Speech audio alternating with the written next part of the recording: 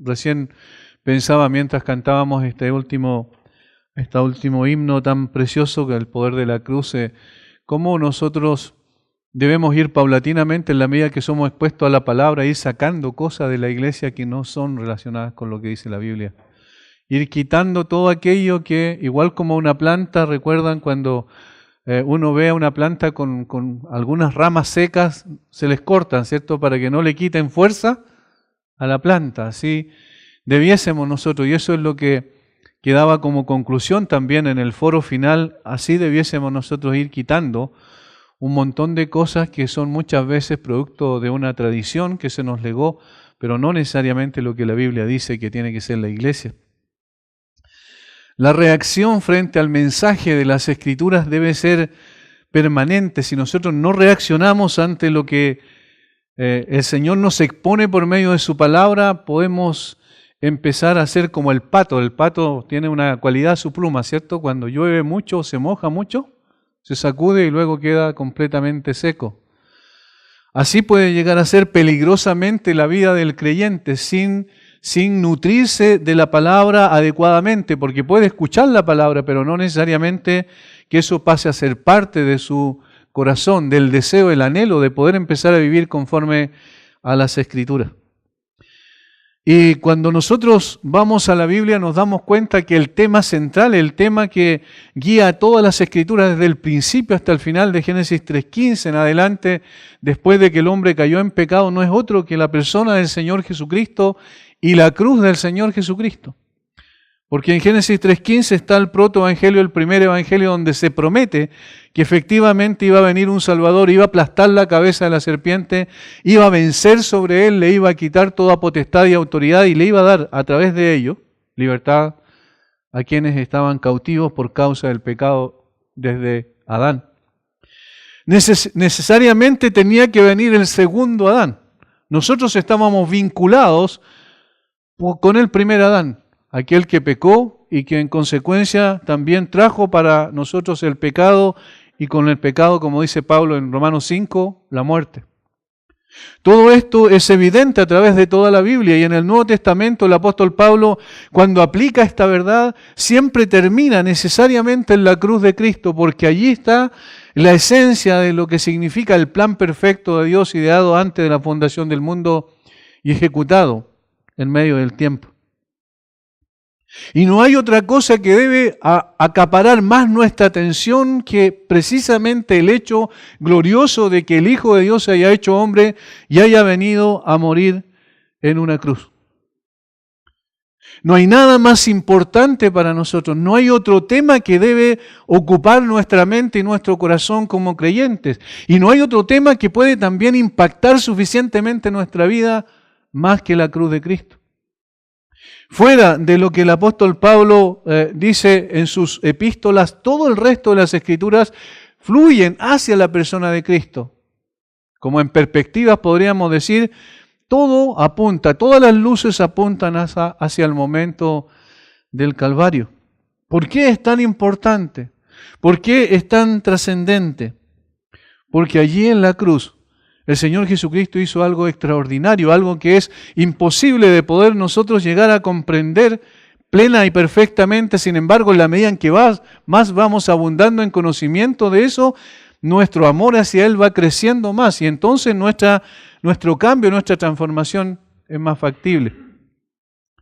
Allí el amor de Dios se manifestó de una forma única. Y por eso el apóstol Pablo, cuando le escribe a los colosenses, considerando el contexto en el cual le escribe esta carta, recuerden que habían algunas herejías que estaban alrededor de la iglesia, no necesariamente dentro de la iglesia, pero eran una amenaza latente para la iglesia, que era este gnosticismo, esta mezcla de filosofía griega, de misticismo oriental y de judaísmo también, de los judíos que habían ahí en ese contexto, y que lo que estaban planteando de una u otra manera era que Cristo no era suficiente.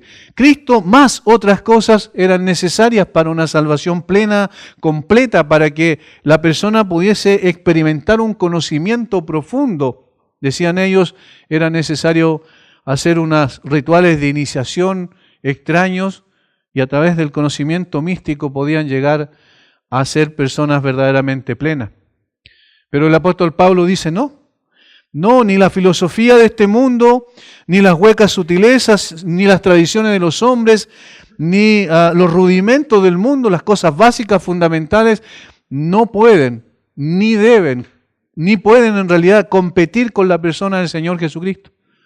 Porque en Cristo, dice Pablo, habita toda la plenitud de la deidad. Y cada creyente, vosotros estáis completos en Él. Como vimos la semana anterior, estamos absolutamente completos en Cristo. No necesitamos absolutamente nada fuera de Cristo. Y ahora, entonces, el apóstol Pablo va a hacer énfasis en esta palabra, que es una de estas dos palabras que son una de las principales en su mente, en su corazón. Cuando escribe sus epístolas, siempre está hablando de esta manera, que son en Cristo. En Él habita corporalmente toda la plenitud de la deidad. Vosotros estáis completos en Él. Luego, versículo 12, sepultados con Él en el bautismo, con el cual fuisteis también resucitados con Él mediante la fe en el poder de Dios que levantó de los muertos. Y a vosotros, estando muertos en pecados y en la incircuncisión de vuestra carne, os dio vida juntamente con Él, perdonando todos los pecados, anulando el acta de los decretos que había contra nosotros, que nos era contraria, quitándola de en medio y clavándola en la cruz, y despojando a los principados y a las potestades, los exhibió públicamente, triunfando sobre ellos en la cruz. Cuando Pablo escribe a los Efesios, les dice que los creyentes han recibido de parte de Dios toda bendición espiritual en los lugares celestiales en Cristo. Cuando él habla aquí respecto a la obra completa y perfecta del Señor Jesucristo, los versículos 12 en adelante, les va a decir a los creyentes que ellos pueden estar seguros que solo en Cristo hay completa salvación. Eso es lo que le está diciendo en los versículos 11 al 15. No necesitan absolutamente nada más. No se dejen engañar y seducir por voces de sirena, cantos de sirena que están alrededor de ustedes y que tratan de seducirlos para llevarlos como botín cautivo, versículo 8. Tengan cuidado, miren, estén atentos, aprendan a tener discernimiento y cualquier cosa que no tenga que ver con Cristo, quítenla de en medio, porque Cristo es suficiente. Por tanto, lo que aquí en estos textos podemos nosotros encontrar es precisamente un llamado de atención, pero al mismo tiempo la manifestación, la indicación en realidad de lo que el Señor Jesucristo hizo. ¿Y por qué estamos completos en Él? Por esto, dice Pablo, versículo 12, porque Él echó, versículo 11, echó de vosotros el cuerpo pecaminoso carnal. ¿Por qué otra cosa? Porque Él les perdonó cada uno de los pecados, versículos 13. ¿Por qué otra cosa? Porque también Él, por lo que hizo en la cruz del Calvario, anuló el acta de los decretos que los acusaba a ustedes, que les exigía el pago de una deuda que era imposible pagar por cualquier persona. ¿Y por qué otra cosa? Porque despojó definitivamente a los principados y potestades y los avergonzó públicamente, ese es el sentido, al exhibirlos como derrotados, gracias a la cruz. Por eso la cruz es lo más central que tenemos aquí en los versículos 12 al 15, porque desde allí se desprende todas estas victorias, que al estar unidos a Cristo, y esa es la importancia de en Cristo, al estar unidos a Cristo nosotros podemos disfrutar. Cuando estamos unidos a Cristo, Pablo va a decir, no necesitamos ritualismo, ningún tipo de ceremonial extraño, ni filosofía humana, ni misticismo, ni ascetismo, es decir, esa negación del yo, no hagas esto, no hagas esto otro, como dice más adelante, ni legalismo disfrazado de cristianismo, es decir, exigir reglas humanas inventadas por la mente del hombre y traerlas a la iglesia y pensar que esas reglas son las que van a determinar verdaderamente la salvación o que un creyente vive correctamente cuando es apegado a esas reglas. No necesitan nada de eso, va a decir el apóstol Pablo. ¿Por qué? Porque en Cristo lo tenemos todo y estamos completos en Él. Podríamos decir entonces que la salvación es Cristo y Cristo es la salvación. No se puede tener la salvación si no se tiene a Cristo, y si se tiene a Cristo se tiene la salvación. La salvación no es algo que recibimos, sino es alguien con quien estamos vitalmente unidos. Y esto es importante entenderlo, hermanos. No se trata de que cuando nosotros hablamos de la salvación, hablamos de algo que nos es concedido, sino que hablamos de alguien que nos es concedido. Cuando Dios el Padre estableció su plan redentor desde antes de la fundación del mundo, ¿qué es lo que hizo? ¿Qué es lo que pensó? ¿Qué es lo que, de qué forma estaba estructurado ese plan para traer al hombre a la salvación? Darles al Salvador. Y al darles al Salvador, les daba con él la salvación. En la salvación Cristo se da a sí mismo, y cada persona que ha puesto su fe verdaderamente en Cristo tiene salvación porque tiene al Salvador. La salvación no es algo, sino alguien. Eso es en parte lo que se desprende de la afirmación de Pablo en Colosenses 2:10. Y vosotros estáis completos en él, de tal manera que ahora el apóstol, los versículos 12 al 15, se dedicará al resto de la parte y el resto de la parte doctrinal de la carta a defender la fe, rebatiendo a los falsos maestros gnósticos y en ellos a todo falso maestro sobre la base de la suficiencia de Cristo y sobre la base de la suficiencia de la obra de Cristo en particular. Esto es lo que tenemos en estos versos y vamos a ver cómo nos enseñan y nos ayudan también. Y esto es lo que yo quiero expresar esta tarde, a pesar de que estoy un tanto cansado, pero quiero tratar de expresar con toda la pasión posible, de que no se trata de que nosotros nos reunamos simplemente para recibir más información. Que no nos reunimos solamente para poder examinar un texto bíblico y después decir, eso es lo que significa, ¿no? Nos reunimos primeramente para poder escuchar la voz del Omnipotente a través de lo que Él ha revelado en su palabra. Nos reunimos primeramente para poder ser impactados por esa palabra en nuestro corazón, para no seguir siendo lo mismo que somos, para poder enamorarnos más de este Señor glorioso que descendió del cielo y fue puesto en una cruz por causa de nosotros. Nos reunimos para poder ver cómo impacta el hecho de conocer un poquito más ampliamente esa obra gloriosa de redención. Cómo el hecho de que estamos completa, nuestra salvación está completa en el Señor Jesucristo, debe hacernos vivir de una manera diferente. En el fondo, nuestro amor por Dios es producto del amor de Dios hacia nosotros. Eso es lo que dice el apóstol Juan en 1 de Juan, ¿recuerdan? Y entonces, entre más descubrimos ese amor de Dios, más debe ser entonces nuestra obediencia, sometimiento a la persona del Señor Jesucristo. Hermanos, una de las cosas complejas y que se está dando en el último tiempo, que nos estamos acostumbrando a recibir palabra de Dios, sí, correcto, adecuadamente, palabra que brota de las Escrituras, de la revelación de Dios, pero no estamos reaccionando adecuadamente a la palabra de Dios. Y por eso, al ir a estos textos, al examinarlos un poco más, debemos nunca perder la mirada y diría yo, el asombro, la capacidad de asombro de lo que el Señor dice a través de su palabra. Cuando terminamos una predicación o una enseñanza, debiese ir eso en nuestra mente, en nuestra cabeza. Debiese bajar de la cabeza al corazón y del corazón a los pies para poder hacer la práctica.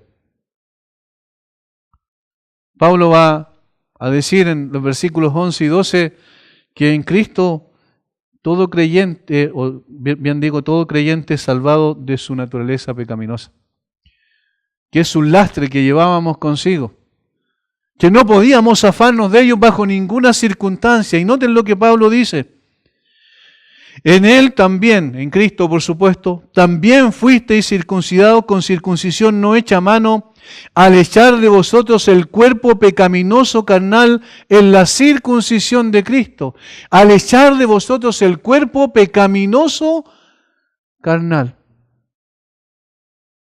Lo primero que Pablo hace aquí es mostrar el verdadero sentido de la circuncisión. Toma la circuncisión como un elemento, como una figura, para poder, obviamente, en el contexto de lo que está escribiendo, atacar a los falsos maestros, destruir sus argumentos frágiles, sin sentido, pero también y principalmente quiere que los creyentes en la iglesia de Colosa puedan entender que no necesitan añadir una ceremonia como la circuncisión para estar completos en Cristo, porque en Cristo ya lo están. El ritual de la circuncisión aparece por primera vez en Génesis capítulo 17, versículo 10 al 27, cuando el Señor se dirige a Abraham y le dice que circuncide, se circuncide él y circuncide, ¿cierto?, a sus hijos posteriormente. ¿Con qué fin? Con el fin de confirmar por medio de una señal externa el pacto de Dios que Dios había hecho con Abraham.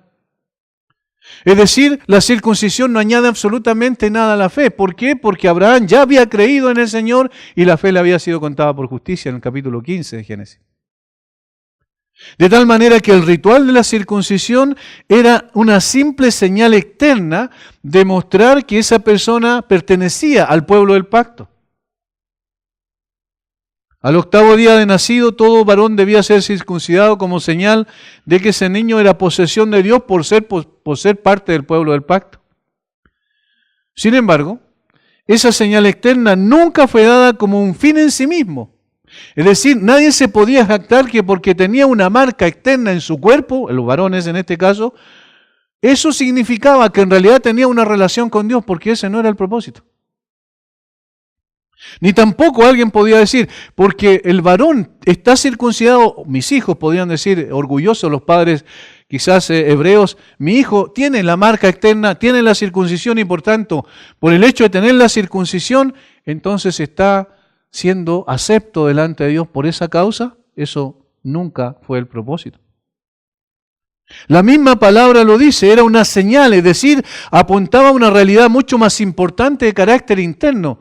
Y eso es lo que los israelitas nunca entendieron, pero no solo Pablo, sino el Señor ya en el Antiguo Testamento, vamos a ver, había dicho una y otra vez que lo principal era que esa circuncisión fuera la circuncisión del corazón y no la del cuerpo, meramente. Veamos, Deuteronomio, por ejemplo. Dice el Señor, circuncidad pues el prepucio de vuestro corazón. Miren, circuncidad el prepucio de vuestro corazón y no endurezcáis más vuestra cerviz.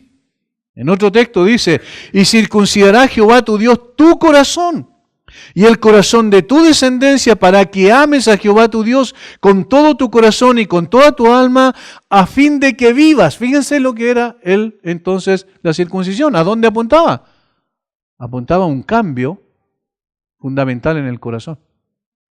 No algo simplemente externo. Eso está en Deuteronomio 10, 16 y capítulo 30, versículo 6 respectivamente. En los tiempos del profeta Jeremías, donde el pueblo se había desviado notablemente desde el punto de vista espiritual, desde el punto de vista social y moral, el Señor le dice a través de Jeremías, circuncidaos a Jehová y quitad el prepucio de vuestro corazón, varones de Judá y moradores de Jerusalén. No sea que mi ira salga como fuego y se encienda y no haya quien la apague por la maldad de vuestras obras. Miren lo que le está diciendo ahí. Circuncidad el prepucio de vuestro corazón. Tiene que haber un cambio interno en ustedes. No es una ceremonia, simplemente. La ceremonia externa apunta a un cambio interno del corazón. Siempre el propósito de Dios fue que en el pueblo, en su pueblo, en el pueblo de Israel, esos hijos del pacto pudiesen ser cambiados, transformados de una manera interna por la obra poderosa de Dios. Eso lo dice en el capítulo 4, versículo 4 de Jeremías. Luego en el capítulo 9, versículo 6, dice, a Egipto y a Judá, a Edom y a los hijos de Amón y de Moab, y a todos los arrinconados en el postrer rincón, los que moran en el desierto, porque todas las naciones son incircuncisas, y toda la casa de Israel es incircuncisa de corazón. Fíjense. Le está diciendo, por ejemplo, en el caso de Israel, los varones eran circuncidados externamente, pero aquí le dice, no, ustedes son incircuncisos porque su corazón no ha sido cambiado. El problema del hombre no se soluciona con un ritual religioso, ni con una ceremonia, ni por muy linda que sea, ni por muy significativa y atractiva que sea a los ojos de los hombres. El problema del hombre es su condición perdida delante de Dios. Es un enemigo de Dios, es un rebelde delante de Dios y necesita entonces un cambio radical en su naturaleza. Como podemos apreciar, la circuncisión que siempre Dios buscó en su pueblo era la del corazón, la interna, aquella que se evidencia un cambio profundo y permanente. El rito de la circuncisión nunca se hizo exigible para la salvación. El apóstol Pablo lo demostró cuando escribe en Romanos capítulo 4, versículo 11, que Abraham recibió la circuncisión como señal, como sello de la justicia de la fe que estuvo estando aún incircunciso. Abraham se circuncidó muchos años después que creyó a Jehová, como yo dije hace un momento atrás. En Génesis capítulo 15, 6 dice, y creyó Abraham a Dios y le fue contado por justicia. Y luego en el capítulo 17 recién viene la orden de circuncidarse. Por tanto, el Antiguo Testamento ya apuntaba a algo mucho más profundo que una mera ceremonia externa. Y el Nuevo Testamento, otra vez, lo afirma de la misma manera. ¿Recuerdan cuando Esteban acusó a los líderes de Israel duramente a través de ese sermón extraordinario en el capítulo 7 del libro de los Hechos registrado en ese lugar? En el versículo 51 Esteban le dice, incircuncisos de corazón y oídos. Ustedes no han tenido un cambio de corazón porque resistieron permanentemente al Espíritu Santo. Ustedes necesitaban un cambio profundo en su alma, que sus ojos espirituales fueran abiertos para que pudiesen ver la realidad y darse cuenta de su condición perdida absolutamente, pero nunca lo pudieron hacer.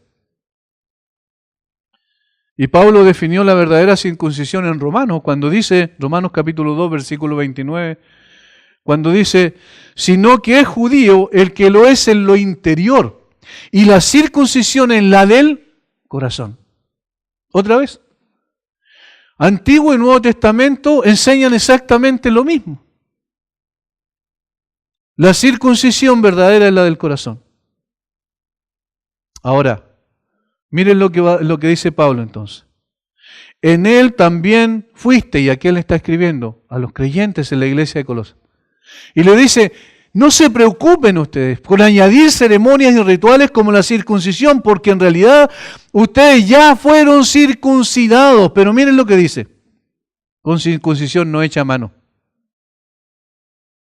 No física, no externa, no ceremonial, sino con la obra poderosa del Dios Todopoderoso en Cristo, cambiando sus corazones, cambiando su naturaleza pecaminosa, sacando de ustedes la venda, sacando el velo que les impedía ver, como dice en 2 Corintios capítulo 3 digo, sacando la venda para que pudiesen darse cuenta de su condición, para que pudiesen ver un completo cambio en ustedes de naturaleza. Esa es la salvación. De eso se trata la salvación. Hermanos, es triste ver, sí, también en la misma unión de centros bíblicos, y no en una iglesia, sino en muchas iglesias, ver que personas que asisten a esa iglesia, cuando se les pregunta cómo saben que son verdaderamente creyentes, miran hacia atrás hacia un ritual que ellos hicieron. Es que yo hice esto y por eso soy salvo. ¿Qué dice Pablo? Pablo, miren lo que dice. En él también fuisteis circuncidados con circuncisión no hecha a mano. Juan dice en sus en primer capítulo, a los suyos vino y los suyos no le recibieron, más a los que le recibieron, a los que creen en su nombre, le dio potestad de ser hechos hijos de Dios, pero luego le dicen, los cuales no son engendrados de carne, miren, no hecha con mano, ni de sangre, ni de voluntad de varón, sino de Dios. Circuncisión no hecha con mano. ¿Le suena parecido? Lo que está diciendo entonces, que esa naturaleza pecaminosa, esa naturaleza que nos conducía siempre al mal, ¿recuerdan? Todos los pensamientos del hombre eran de continuo solamente el mal. Esa naturaleza, Cristo la aplastó en la cruz. Eso es lo que está diciendo la Biblia. Pablo está diciendo, miren, esa naturaleza que los condicionaba hacia el pecado permanentemente, lo que Cristo hizo fue quitarla de ustedes. Pero esa es obra de Dios, porque aquí el sujeto, o sea, el objeto en este caso, eran los creyentes en Colosa. Fuisteis, ellos fueron circuncidados, es decir, fueron pasivos en ese hecho de la circuncisión no hecha con mano. ¿Y cuál fue el resultado de ese acto interno poderoso? Al echar de vosotros el cuerpo pecaminoso carnal. Cambió absolutamente la naturaleza. Cristo removió la naturaleza pecaminosa heredada de Adán. Le dio la victoria sobre ese pesado yunque que inclinaba a las personas siempre a hacer lo malo y nunca a hacer lo bueno. Esa gran discusión que hubo en el siglo XV, el siglo XVI, digo, entre Erasmo de Rotterdam, el humanista, y Martín Lutero, el reformador, cuando Martín refuta absolutamente a Erasmo de Rotterdam respecto al libre albedrío, la libre voluntad, que él decía que la persona podía escoger a Dios o no podía si él no quería, es decir, estaba a su libre disposición, que tenía la capacidad de hacer eso, y Martín Lutero escribió el famoso libro que se llama El esclavo albedrío, para decir que la voluntad del hombre era esclava de la naturaleza pecaminosa. Y eso es lo que dice la Biblia. La voluntad del hombre está inclinada siempre a hacer el mal.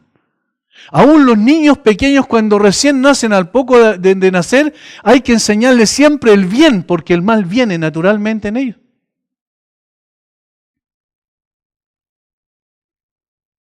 El expositor escocés John Eadie escribió lo siguiente, y él explica muy bien esto aquí. Dice, y el contraste parece ser este, que en la circuncisión hecha a mano solo una porción de un miembro material era cortada. Pero en la circuncisión espiritual, toda la carne que es el asiento y la habitación del pecado es echada afuera y descartada. Y hermanos, esto es tremendamente importante. Esta es una de las obras más extraordinarias del Señor que Él hizo por nosotros. Nosotros estábamos identificados plenamente unidos al primer Adán.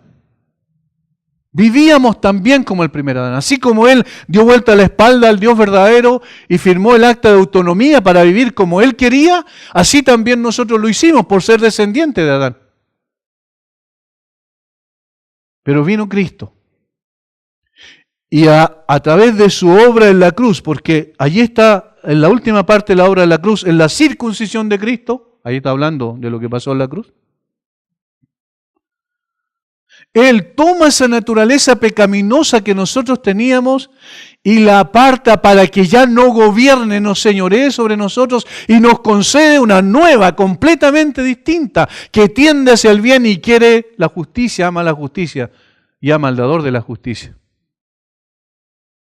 Esto ocurrió una sola vez y para siempre, no es algo continuado, es un hecho. En el griego se utilizan ciertos tiempos y este es un aoristo, se le llama, y que es un hecho consumado, definido, determinado en el pasado. Por eso Pablo dice, fuisteis. Por esta circuncisión espiritual el creyente no solo ha sido ahora librado del dominio de la naturaleza pecaminosa, sino que ha recibido una nueva naturaleza distinta. En contraste absoluto con la antigua naturaleza, Quizás Filipenses 3:3, ahí el apóstol Pablo lo resume, lo sintetiza en una forma maravillosa esto mismo. Dice, porque nosotros somos la circuncisión, los que en espíritu servimos a Dios y nos gloriamos en Cristo Jesús, no teniendo confianza en la carne. Nosotros somos la circuncisión. ¿Quiénes son la circuncisión? Los que en espíritu servimos a Dios. 2, y nos gloriamos en Cristo Jesús. Y 3, y no confiamos en la carne. ¿Ven las dos cosas allí? De una forma muy clara. No teniendo confianza en la carne. Nunca debemos apuntar a nosotros cuando hablamos de nuestra salvación, sino a nuestro Salvador, porque Él es el que hizo la obra en nosotros. Nunca debemos confiar en algo que nosotros hicimos. Nunca debemos confiar en un ritual que nosotros hicimos. Jamás. Porque el ritual no sirve. Confiamos en lo que Cristo hizo. Servimos a Dios y nos gloriamos en Cristo. Nuestra satisfacción, dice el apóstol Pablo, nuestra máxima satisfacción está en Cristo. Y conversábamos con el pastor con el que fuimos al norte cuando veníamos de vuelta y conversamos precisamente esto, hablábamos de esto. Qué increíble lo que el Señor Jesucristo hizo. Qué maravilloso lo que Él hizo. Cómo la pasión del apóstol Pablo estaba precisamente en su Señor. Él entendía que él no había hecho absolutamente nada. Cuando iba camino a Damasco no iba buscando a Dios. No iba adorando a Cristo. No iba sirviendo a Cristo. Él pensaba que servía a Dios, pero iba en contra del Dios verdadero. Y fue el Señor el que apareció allí. Y fue el Señor el que lo humilló. Y fue el Señor el que le habló, y fue el Señor el que lo levantó, y fue el Señor el que lo comisionó. ¿Quién lo transformó? El Señor. Pablo fue pasivo absolutamente en eso. Ahora, esta circuncisión del corazón se produjo en nuestra identificación, y allí está la fe, el don de la fe. Porque por el don de la fe nos identificamos ¿con qué? Con la muerte de Cristo. Pablo dice que ocurrió en la circuncisión de Cristo. La circuncisión era un corte, ¿verdad? Un corte de separación, pero un corte que era sangriento, obviamente, porque era hecho en el cuerpo. Un corte que producía una separación, y eso es el sentido real, una separación del pecado y una consagración a Dios. Pero ¿en qué parte ocurrió eso? Obviamente en la cruz de Cristo. Por tanto, en Cristo el creyente puede disfrutar de una salvación plena porque la naturaleza pecaminosa ya no reina sobre él. Y es ahora libre para servir al Señor y ofrecer sus miembros como instrumentos de justicia, dice Pablo en Romanos 6. Los mismos miembros que antes ofrecía como instrumento de iniquidad. Por eso es que la salvación se verifica a través de una vida de santidad. La persona dice, no, yo creí en Cristo. ¿Saben que cada vez que la Biblia habla de creer en Cristo para salvación, no es yo creí como un hecho del pasado, sino yo creo en Cristo como un hecho del presente? Como algo continuo, permanente. ¿Y cómo sé que creo en Cristo? Porque mi vida está pretendiendo, buscando que mis miembros sean usados para la gloria de Dios y no para mi propia satisfacción carnal. Porque eso significaría entonces, si eso me consume, si eso es permanente en mi vida, sería una indicación clara de que en realidad mi naturaleza pecaminosa gobierna sobre mí. En Romanos capítulo 6, versículo 11, Pablo concluye con lo que está diciendo en la identificación con Cristo, la muerte de Cristo, la vida de Cristo después al resucitar con Él. Versículo 11 dice, así también vosotros, consideraos muertos al pecado, pero vivos para Dios en Cristo Jesús, Señor nuestro. Y luego dice, mire, no reine pues el pecado en vuestro cuerpo mortal, de modo que lo obedezcáis en sus concupiscencias, en sus deseos. Ni tampoco presentáis vuestros miembros al pecado como instrumento de iniquidad, sino presentaos vosotros mismos a Dios como vivos de entre los muertos y vuestros miembros a Dios como instrumentos de justicia. Ahí está. La evidencia de que efectivamente nuestra naturaleza pecaminosa ha sido removida es el hecho que crecemos cada día más hacia la santidad. Ese es nuestro camino. Ahora el creyente es libre para servir al Señor, no completamente libre porque todavía luchamos, ¿cierto? Porque todavía en el cuerpo está el pecado, eso es lo que dice el apóstol Pablo, en nuestros miembros. Sin embargo, sí, ahora sí podemos servir al Señor, lo que antes era imposible. Ahora sí podemos amar al Señor, ahora sí podemos buscar agradarlo a Él. En la circuncisión del corazón efectuada en el creyente por su identificación con la muerte de Cristo, éste corta su relación con el primer Adán y entra en otra totalmente nueva y maravillosa con el segundo Adán, y es Cristo. Ahora, esto lo hace mucho más claro Pablo cuando en el versículo 12 utiliza otra figura, la figura del bautismo. Dice, sepultados con Él en el bautismo, en el cual fuisteis también resucitados con Él. Y ahí habla de la otra naturaleza, la naturaleza santa, la nueva naturaleza. Recuerden, si alguno está en Cristo, nueva criatura es, las cosas viejas pasaron. Y aquí todas son hechas nuevas, una nueva vida. Y aquí Pablo utiliza la figura del bautismo. Sepultados con Él en el bautismo. No en el sentido que el bautismo es lo que produce eso, porque ahí estaríamos equivocando la interpretación, sino en el sentido de que el bautismo está mostrando externamente la identificación que tenemos con Cristo por la fe. ¿Y con qué nos identificamos? Con la muerte de Cristo y con la resurrección de Cristo. Por tanto, estas dos figuras, la de la circuncisión como la del bautismo, son usadas por el apóstol para apuntar a la victoria del creyente sobre su antigua vida, que significa entonces ahora una nueva vida en identificación con Cristo. Porque como Cristo murió, allí morimos nosotros con nuestra naturaleza pecaminosa. Y como Cristo resucitó, ahí resucitamos nosotros para una nueva vida. Ese es el sentido. Ahora, hermanos, seamos un poquito más reflexivos en este caso. ¿Saben lo que sería nuestra vida si todavía siguiéramos cargando nuestra naturaleza pecaminosa con nosotros? ¿Saben hacia dónde estaríamos corriendo en este momento con nuestra naturaleza pecaminosa? ¿Saben cuán cerca estaríamos del infierno? ¿Saben cuánta condenación habría sobre nosotros todavía?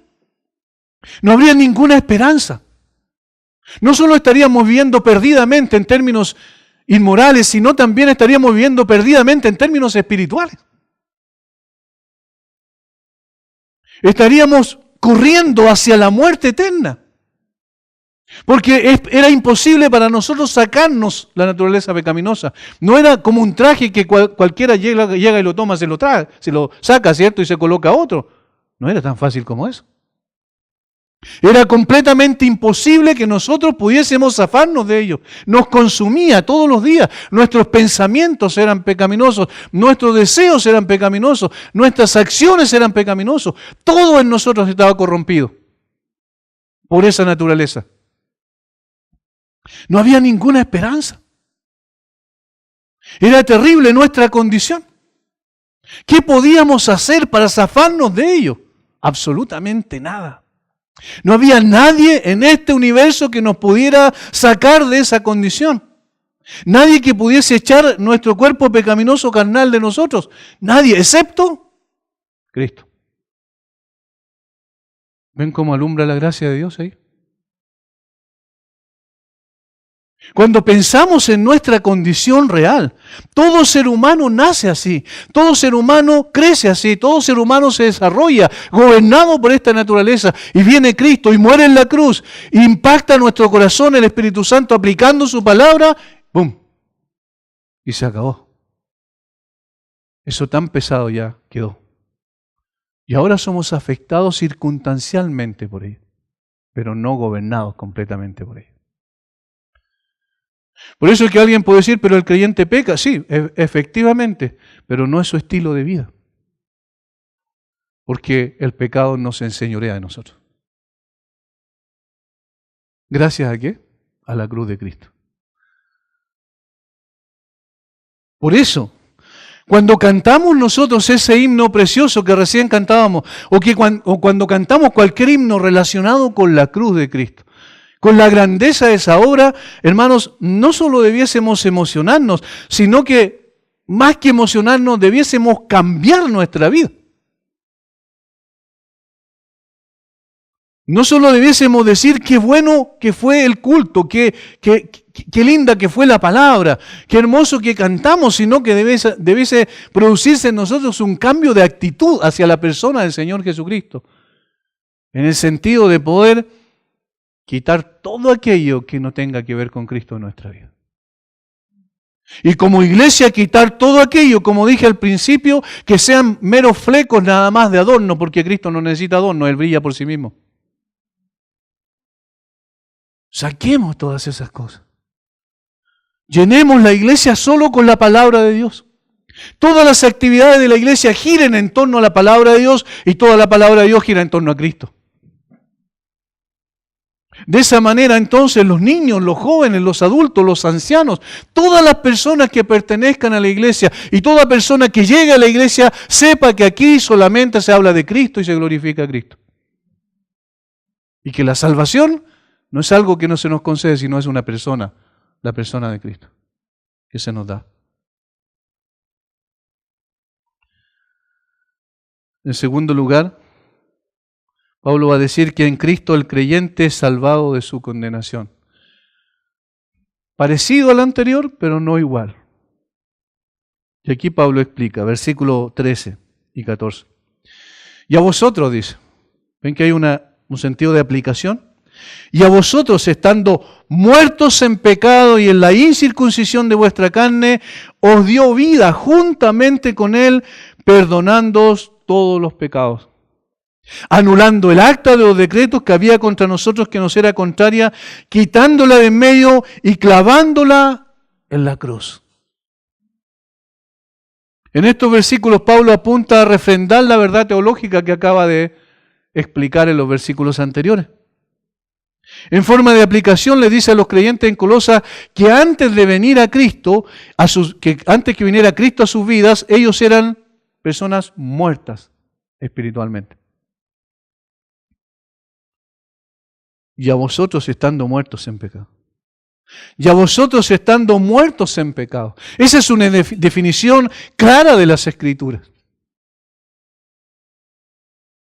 Esta no es solo la descripción de las personas de Colosas, ¿cierto? Sino la descripción de todo ser humano en todas partes del mundo y en todo tiempo. La palabra traducida como pecados aquí literalmente es transgresiones. Y esto nos lleva un poquito más hacia la ley. Transgresiones. Es decir, toda persona antes de venir a Cristo, lo que está diciendo Pablo, está en forma continua, permanente, transgrediendo la justa ley de Dios. Y con ello, como anteriormente dijimos, caminando rumbo al infierno. ¿Por qué? Porque Dios no da por inocente al culpable. ¿Y cuál es la evidencia que es culpable? Que transgredió la justa ley de Dios. Por naturaleza, entonces, el hombre merece solamente el castigo por su condición de pecador. Día tras día transgrede continuamente la ley de Dios. Se levanta en la mañana y todo el día transgrede la ley de Dios. Se acuesta y al otro día, todo el día transgrede la ley de Dios. Y así pasan los días, los meses y los años. Imagínense la cantidad de pecados que se acumulan. Uno tras otro. Y eso está diciendo todo el tiempo, culpable. No hay esperanza para ti. No hay ninguna posibilidad de salvación, no hay ninguna posibilidad de que el juez justo te declare como una persona perdonada. ¿Cómo te va a perdonar si Él es justo? Tienes que ser condenado. Ahora, Es la misma verdad, ¿cierto?, de Efesios capítulo 2. Absolutamente la misma verdad. Y Él os dio vida a vosotros cuando estabais muertos en vuestros delitos y pecados. Y esa forma de vida que teníamos mostraba lo que era realmente nuestra condición. ¿Cómo vive una persona muerta en delitos y pecados? Y el apóstol Pablo dice, sigue la corriente del mundo. Dice que vive conforme al príncipe de la potestad del aire. Es decir, ahí está hablando obviamente de Satanás, ¿cierto? Es un hijo de desobediencia. La carne o la naturaleza pecaminosa carnal gobiernan absolutamente sobre él. En los deseos de nuestra carne, haciendo la voluntad de la carne y de los pensamientos, y éramos por naturaleza no solo hijos de rebeldía, hijos de desobediencia, sino hijos de ira, porque eso es lo que merecíamos.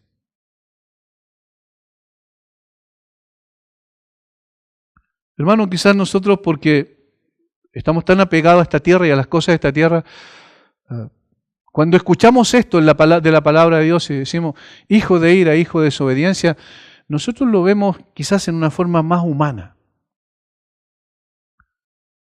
Pero no entendemos que el que está diciendo esto, el que está inspirando al apóstol Pablo es el Espíritu de Dios, es decir, Dios mismo.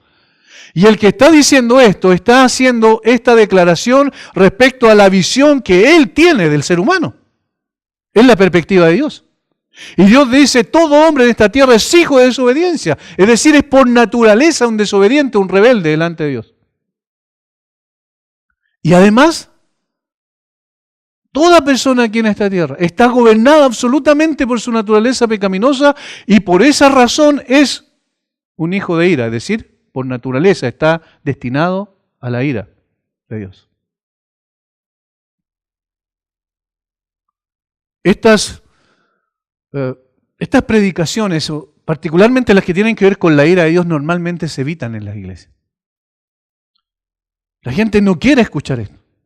Pero ¿saben cómo llegaron los grandes avivamientos a lo largo de la historia de la iglesia? Predicando precisamente sobre la realidad del infierno.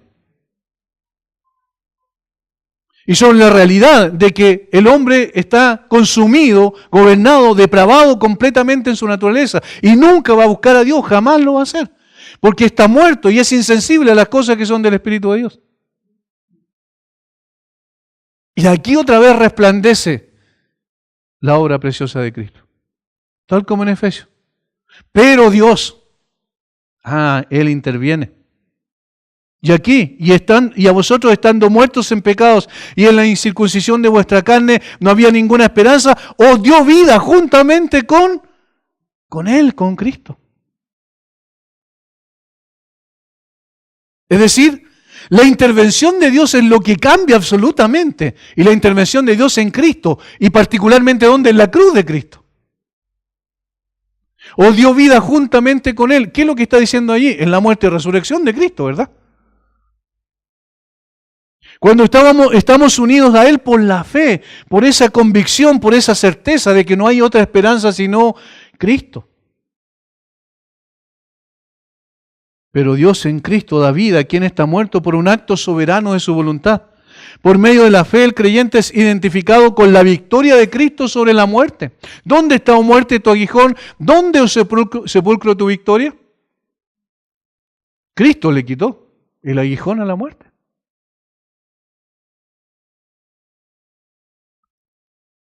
La ley decía en el Sinaí, condenado, pero el Calvario dice, en Cristo, tus transgresiones, tus pecados han sido perdonados y ahora tienes vida.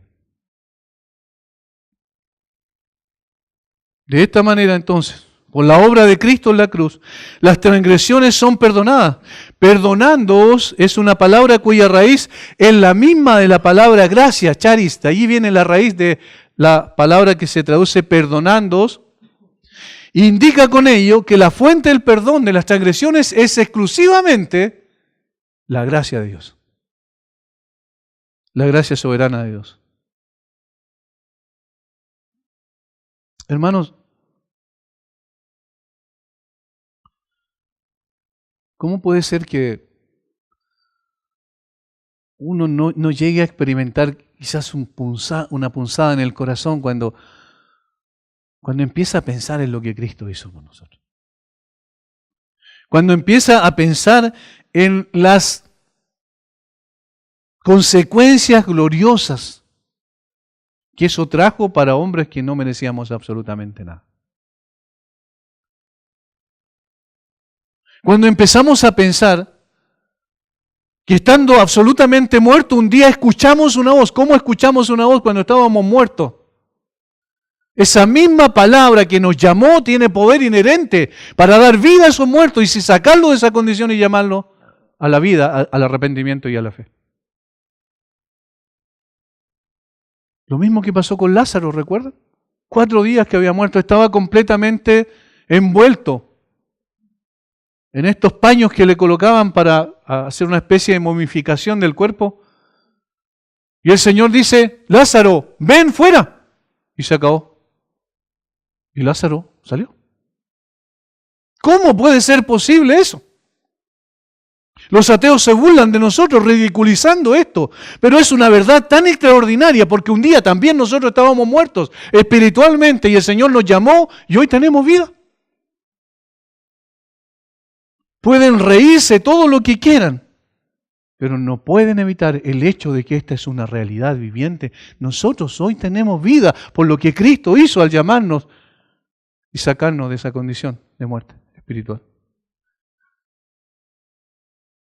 ¿Cómo lo ejemplifica eso? En el versículo 14 dice que Cristo anuló el acta de los decretos que había contra nosotros, que nos era contraria, quitándola de en medio y clavándola en la cruz.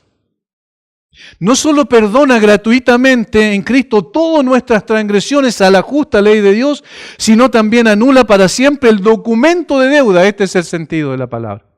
Anulando es borrando. ¿Qué cosa? Un documento que abajo de ese documento estaba nuestra firma diciendo, sí, efectivamente soy deudor. Donde estaba el nombre de cada uno de nosotros. ¿Por qué? Porque habíamos transgredido la justa ley de Dios. Y luego dice que Él hizo algo con eso. Anulando el acta de los decretos que había contra nosotros, que nos era contraria. Esa es una reiteración con propósito. Quitándola de en medio y clavándola en la cruz. Esta última expresión, el acta de los decretos, se refiere a una obligación legal promulgada como decreto en la que se hace una declaración escrita, reconociendo la existencia de una deuda, firmada personalmente por el deudor. Por eso yo dije, cada uno de nosotros pusimos nuestra firma ahí y estábamos diciendo, efectivamente yo tengo una deuda impagable con Dios. Es imposible no reconocerla, teníamos la obligación, es una especie de pagaré. Y que el Señor podía cobrar cuando Él quisiera. Lo que Pablo está diciendo entonces es que Cristo por su muerte en la cruz ha quitado para siempre ese documento de deuda que nos era contrario, que nos era imposible para nosotros poder cancelarlo alguna vez, lo tomó y lo puso en la cruz para siempre.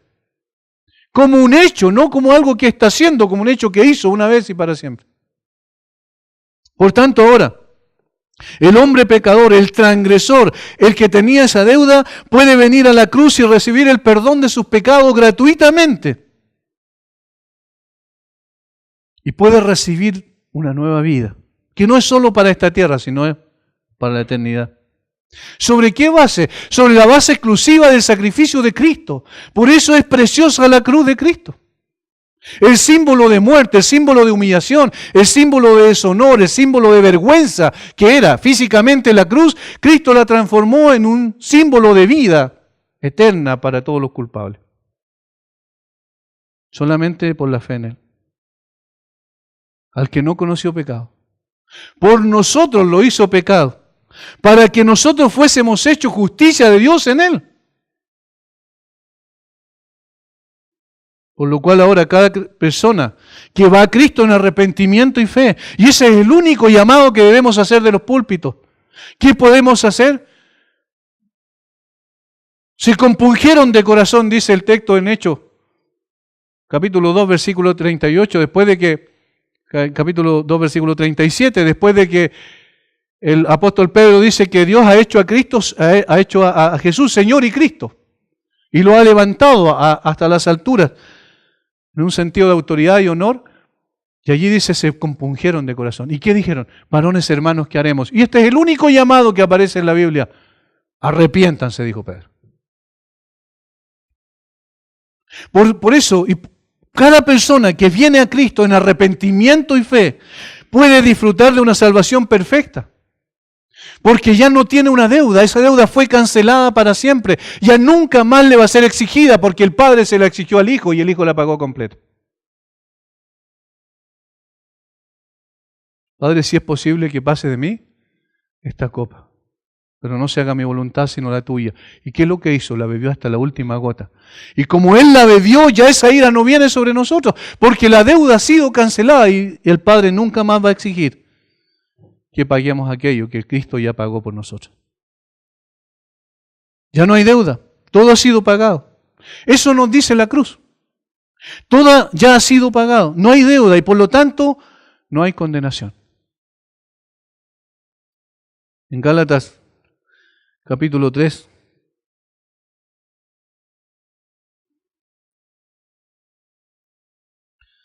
en Gálatas capítulo 3, versículo 10 dice, porque todos los que dependen de las obras de la ley están bajo maldición, pues escrito está, maldito todo aquel que no permaneciera en todas las cosas escritas en el libro de la ley para hacerlas.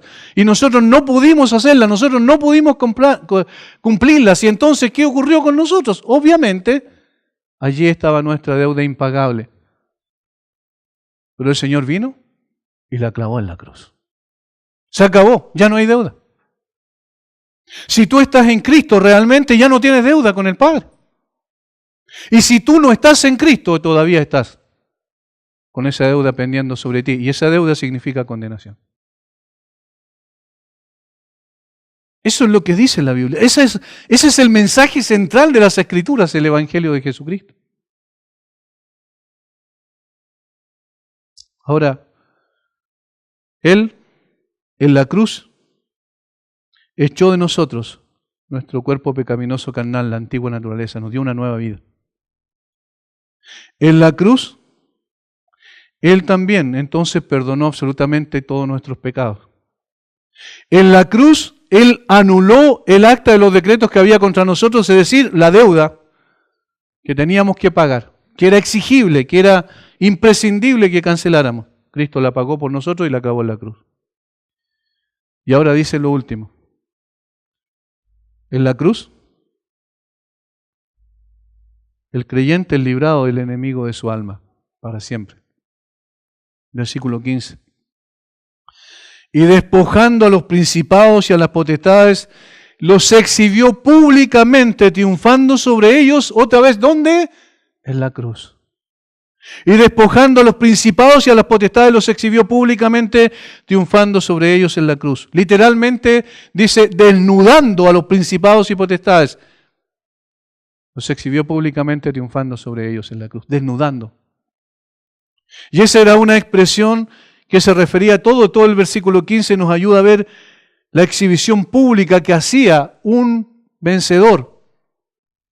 Cuando iba a otro lugar y conquistaba y llevaba al rey vencido por las calles, lo llevaba vivo, lo paseaba por las calles de su ciudad, las ciudades más importantes de los conquistadores, y ante los vítores y los aplausos de toda su gente, los llevaban encadenados tras ellos y les quitaban parte de las ropas para que fueran semidesnudos allí con el fin de avergonzarlos. ¿A quién en este caso? A los principados y potestades. Evidentemente hay una implicación que habla del reino de las tinieblas.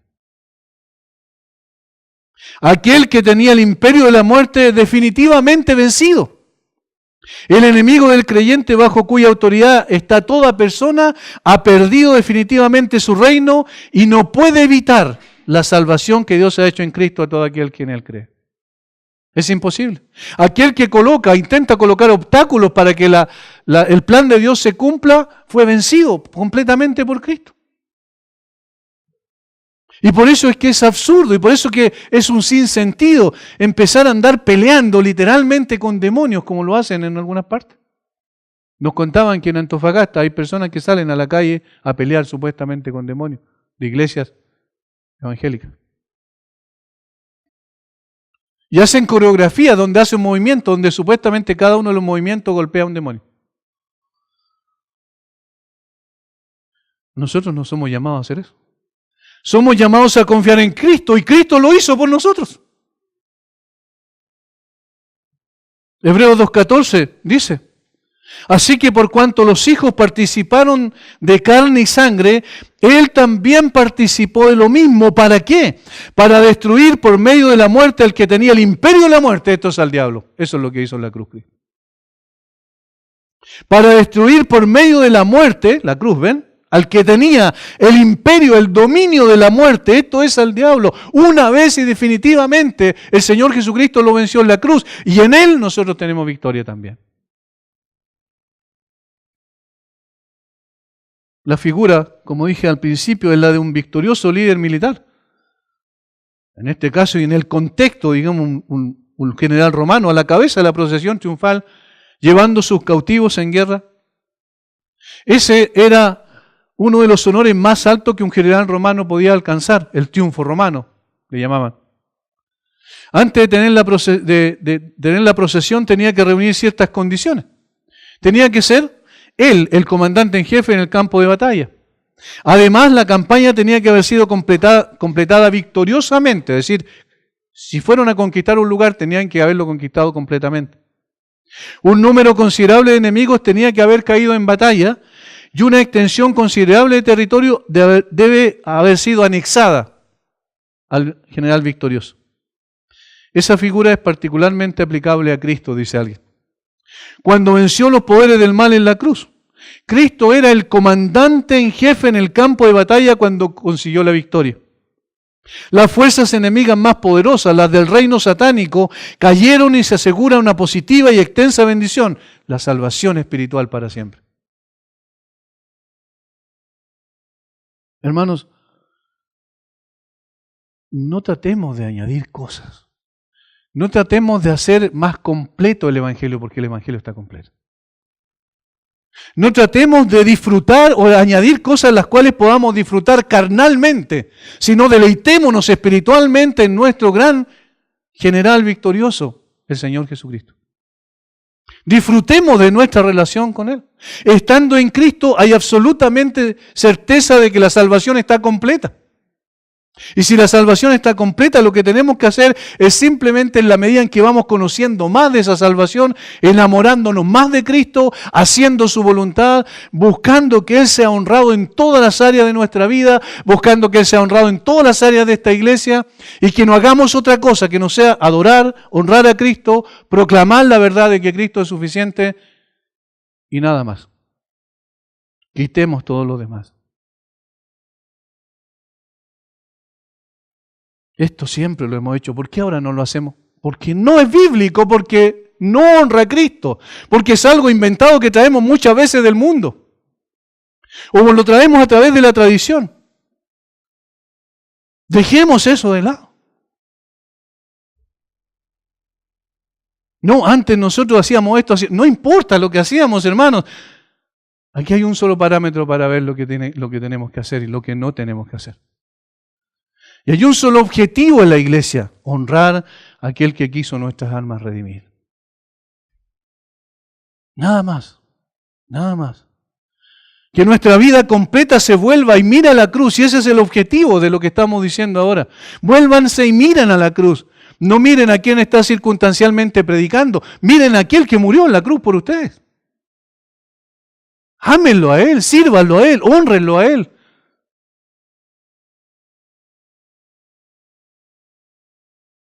No cambiemos nuestra vida para agradarle a los demás. Nuestra vida tiene que ser cambiada para agradar a Cristo. No para ganarnos algo, sino por gratitud a lo que Él ya hizo por nosotros. ¿Qué más se puede añadir a esto? Echó de nosotros nuestro cuerpo pecaminoso carnal, aquel que nos condicionaba para pecar, pecar, pecar siempre y caminar hacia el infierno. El Cristo lo echó de nosotros, nos dio una nueva vida distinta, que ahora camina hacia el cielo. Perdonó absolutamente todas nuestras transgresiones. Todo lo que transgredimos la ley moral, Jesucristo lo perdonó una vez y para siempre. Y no solo los pecados pasados, los pecados presentes y los futuros también. Ahora, eso no es excusa para seguir pecando.